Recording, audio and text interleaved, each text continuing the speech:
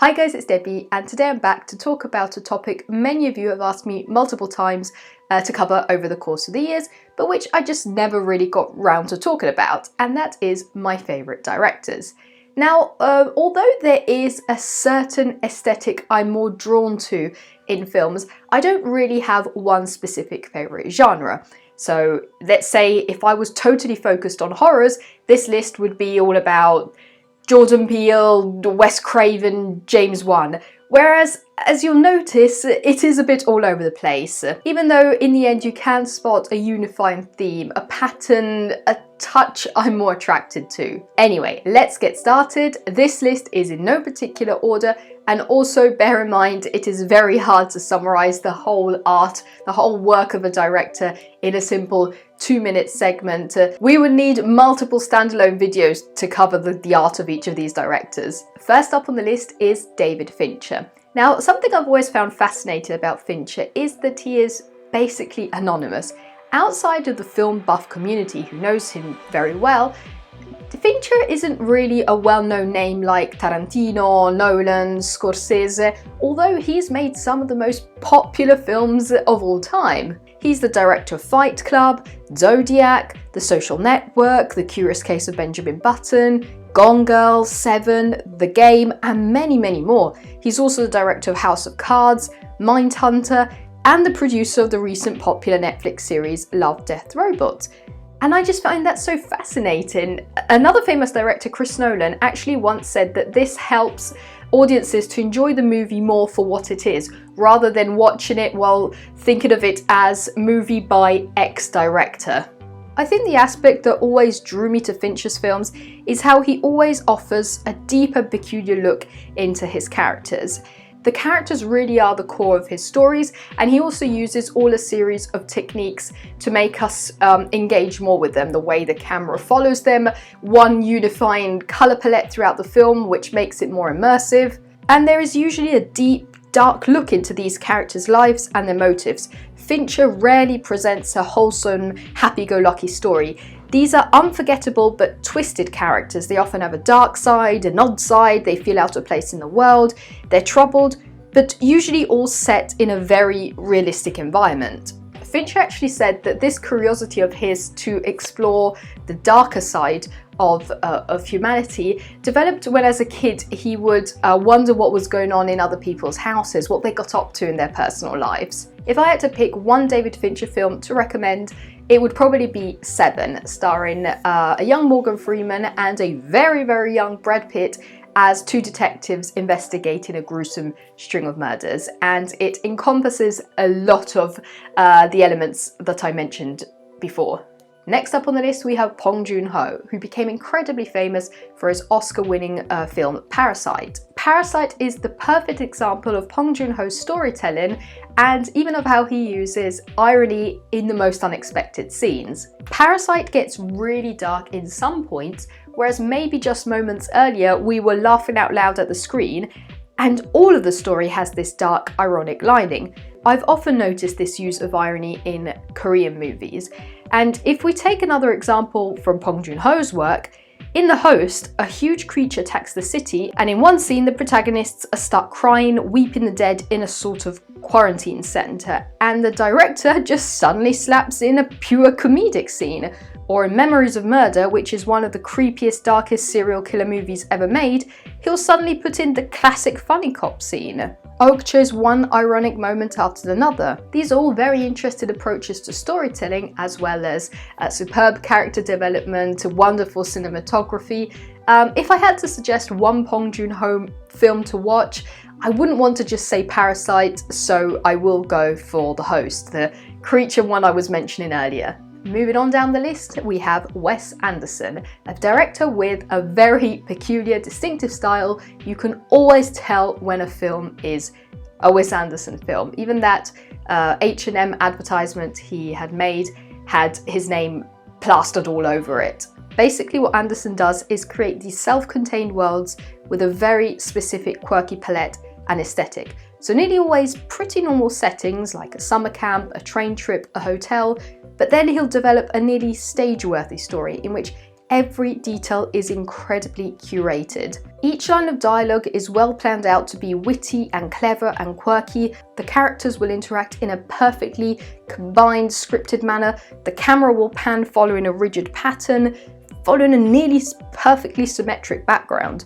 So basically your experience with a Wes Anderson film is that you know it's not realistic, but you end up enjoying it for how unrealistic it is. You enjoy this exaggeration of the plot. You just wish that would happen in our real life. It's an enhanced version of our reality. A great example of this is one of my favourite scenes from Moonrise Kingdom, which plays out like this. What kind of bird are you? I'm a sparrow, she's a dove. No, I said, what kind of bird are you? Now, there's nothing inherently special in that scene, but we just wish something like that would happen in our real life. Which film of his would I suggest to watch? Probably Isle of Dogs, one of his stop motion movies set in Japan about this kid looking for his lost dog, Spots. Moving on, we have a director I am still getting to know better. I'm not as knowledgeable about him as I am on other directors on today's list, but whom I'm loving every film I watch, and that is Wong Kar-wai, the king of Hong Kong cinema. So during the 90s, Hong Kong was going through its golden era of cinema, with some of the best films being produced and which then made it around the world. And Wong Kar-wai was just on top of all of that. One of his most famous movies from the time, actually from 2000, is In the Mood for Love, which you will probably have seen in many essays about filmmaking. Basically what the director does is take relationships and analyse them, analyse the human nature in a very realistic manner, dig deep in how we react to certain situations, how we react to certain emotions, from crazy young relationships to a film like In the Mood for Love, which completely defies any romantic film trope, as it's all about the slow falling in love and development of feelings. Thanks to Wong Kar-wai, I started to get into Hong Kong cinema, and I must say, amongst the big titles, I'm actually struggling to find bad ones. In addition to them having a distinctive urban setting which separates them from what we're used to watching in the West, as we are used to these big wide spaces, whereas Hong Kong is all about narrow alleyways and cramped apartments and loud sounds, bright lights. It's like a super compressed version of what we're usually used to see set in a Western city. So to the unfamiliar eye, that's just beautiful. And I can't stress enough the importance of moving beyond just Hollywood. Beauty in filmmaking can be found all around the world. My favourite Wong Kar-wai movie is Chungking Express. I will never forget the feeling of that day when I just randomly decided to watch it and it blew my mind. It's set around a fast food restaurant and two separate love stories between the server of the restaurant and a client.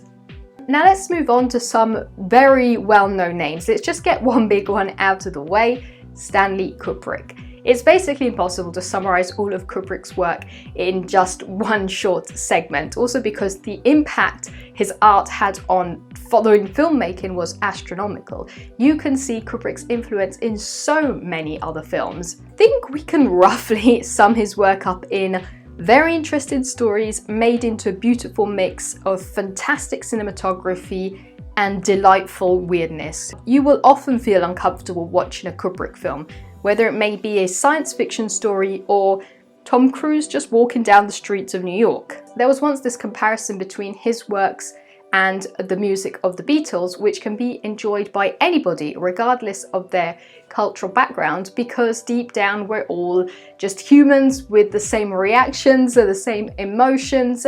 So although Kubrick is often shown as pretentious, I don't think he is. Just his art was so groundbreaking, so innovative, so good that it just influenced decades of following filmmaking, and now we just give him for granted. Oh yeah, Kubrick, yeah, he's a good director, yeah, he's one of the best. We have to realize the impact he had on cinema. And also, you have to keep in mind that Stanley Kubrick was bringing all sorts of odd and unacceptable concepts to screens in like the 70s. Lolita, the story of a man falling in love with a 12-year-old girl, was released in 1962. We thought the nudity of Eyes Wide Shut at the turn of the millennium was scandalous. Think back at the time. Of course, this short segment is not enough to encompass all of Kubrick's work. It would take multiple videos, but I just wanted to quickly try to convey the impact that we sometimes give for granted. My recommendation for a good Kubrick classic nightmare is probably one of his two most famous films, The Shining or A Clockwork Orange. Now let's speak about somebody who has credited Kubrick as probably his #1 influence, and also a director you probably expected to pop up at some point on today's list, and that is Christopher Nolan. Now for many years, Chris Nolan was my #1 favorite director. This interstellar poster behind me is very telling, and after all, I am pretty fond of Nolan. I have spent countless videos dissecting his art, but over the course of the years, the glitter in my eyes faded out as I started to learn more and more about other directors and of how Nolan might not exactly be that #1 absolute genius I always believed him to be. But today it's all about what I love in directors, so let's give him some credit. Nolan has made only about 10 films in his career, and the most famous being the Dark Knight trilogy, Inception and Interstellar, Tenet, Dunkirk. We could easily say he's never really made a bad film. Nolan has always said he has been very lucky to have mammoth companies like Warner Bros. Finance his films while still leaving him creative freedom to express his ideas. So he's been able to create these epic scale movies, gigantic stories even with very little digital effects. He's even taken 10 years to write down the script of a story. So the final product is always a great combination of all the best results you can get in filmmaking when you're working with the best of the best in the film industry. My recommendation for a great Chris Nolan film is probably Inception, about the concept of entering other people's subconsciousness, entering their dreams to plant or extract information. Moving on, we have Hayao Miyazaki, one of the founders of the famous Studio Ghibli film studios, as well as the director of most of my favourite Studio Ghibli movies. Now bear in mind, Miyazaki isn't the only director of Studio Ghibli films. Just in this case, he has directed most of the ones I like, as well as him being one of the minds behind the whole studio. Miyazaki's movies focus a lot on the simple joys of life, like friendship, love, food, comfort, peace, and he puts these elements in some completely out-of-world situations, like a fish's friendship with a human, witches delivering bakeries, pig pilots. Each story has that magic touch that makes you feel comforted, while also really caught up in the action of the story. And then the detailing is breathtaking. You could freeze any frame from any of his movies, and the amount of detailing in the background is staggering. If I had to suggest one Miyazaki movie to start with, I would probably recommend My Neighbor Totoro, as it encompasses all of these elements, all of the aforementioned elements. It's a classic Miyazaki film, as well as it having some references to his own personal life. Moving on, we have a director who only basically made 2.5 movies, but who I am so excited about, Ari Aster. This director has so much potential. We should not be sleeping on him. He went from nothing to making Hereditary and then Midsummer, and the fun thing about his movies is that they are packed to the brim of the most twisted, gross, mind-blowing elements, and then Ari Aster just looks like your local librarian.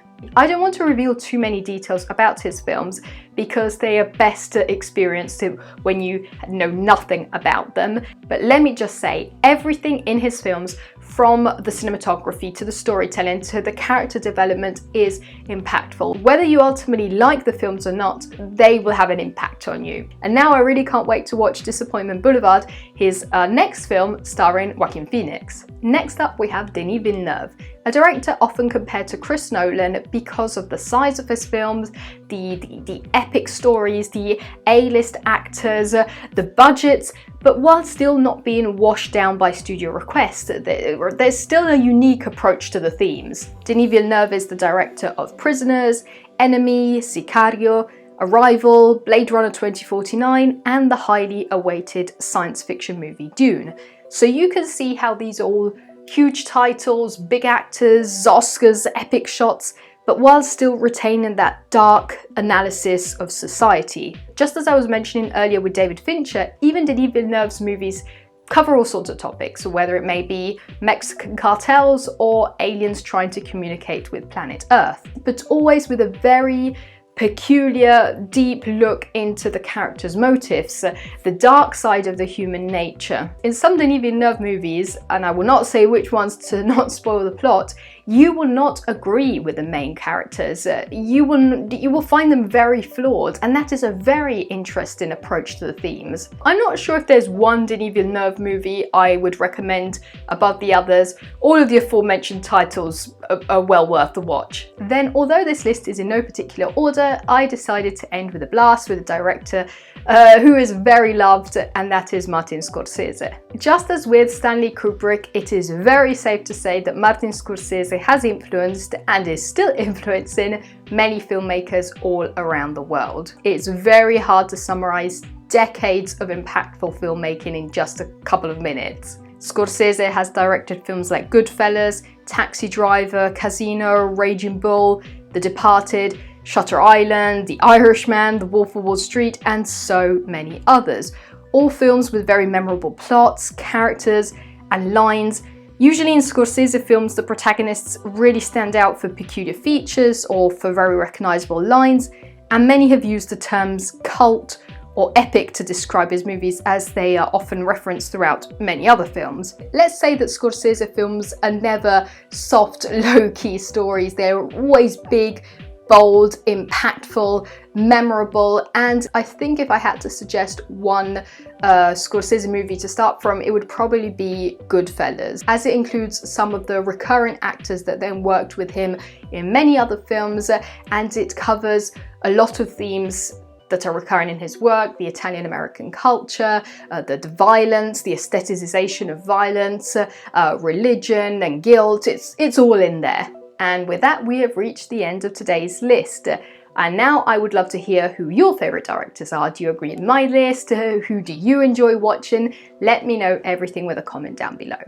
I hope you enjoyed this video. If you did, make sure to subscribe, and I'll see you in the next one. Bye.